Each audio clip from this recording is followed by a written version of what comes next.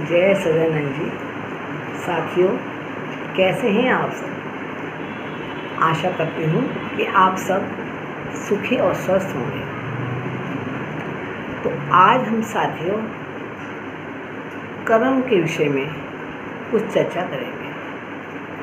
कर्म क्या है और उसका हमारे जीवन पर क्या प्रभाव पड़ता है।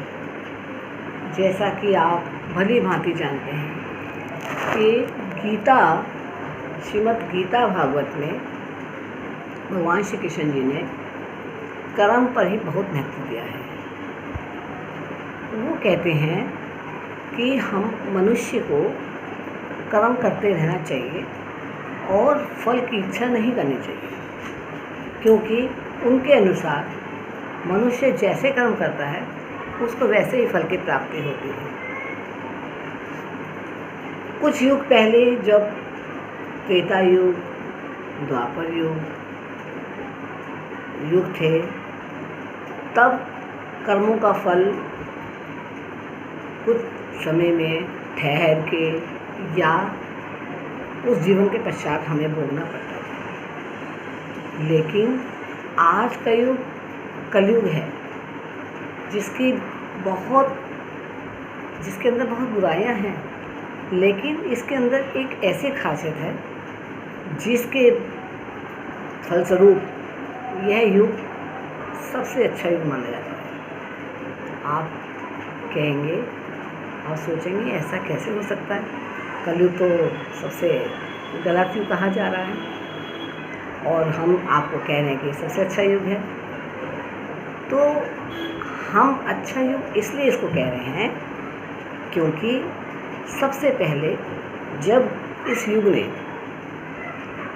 पाँव रखना था, यानी कि द्वापर के बाद जब इस युग में आना था, तो उस समय राजा परीक्षित जी का राज्य था और राजा परीक्षित को इसने बहुत ही उनकी वंदना करी, उनसे प्रार्थना करी कि मेरे को आप इस जगह पे आने दीजिए। लेकिन राजा परीक्षित क्या कहते थे कि नहीं, तुम्हारे बहुत दोष हैं, मैं तुम्हारे को आने की आज्ञा नहीं दे सकता।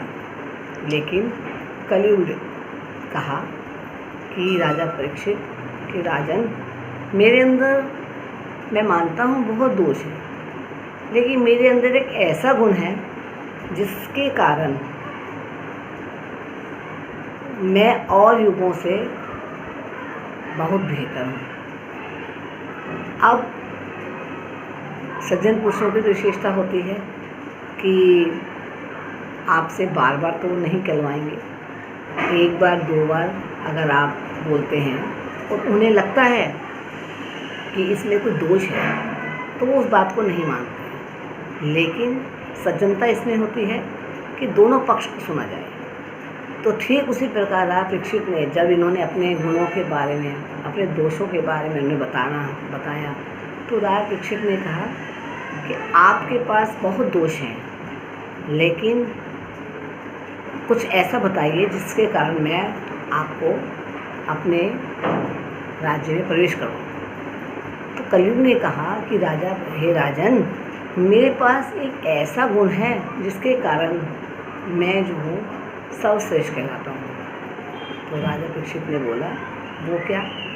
तो उन्होंने बोला, कलयुग ने बोला कि पहली बात तो ये है कि जब मेरा युग होगा तो मुझे जैसे और युगों में बहुत तपस्या करनी पड़ती है, कितने साल तक वो करना पड़ता है, उल्टा लेटना पड़ता है, खाना नहीं खाना होता।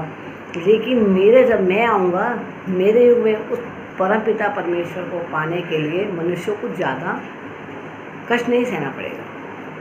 वो एक मिनट में भी अगर भगवान को सच्चे दिल से याद करेंगे तो वो अपने सम्मुख परमात्मा को पाएंगे। उन्होंने कहा अच्छा, और दूसरी बात ये है कि और युगों में कर्म का फल, कभी अगर राजा ने गलती करी है तो उसका कुछ हिस्सा प्रजा भोगती है, कुछ उसका हिस्सा उसके घर वाले भोगते हैं, कुछ इस तरह से जो है कर्म भोग का जो है वो बटा हुआ है। लेकिन मेरे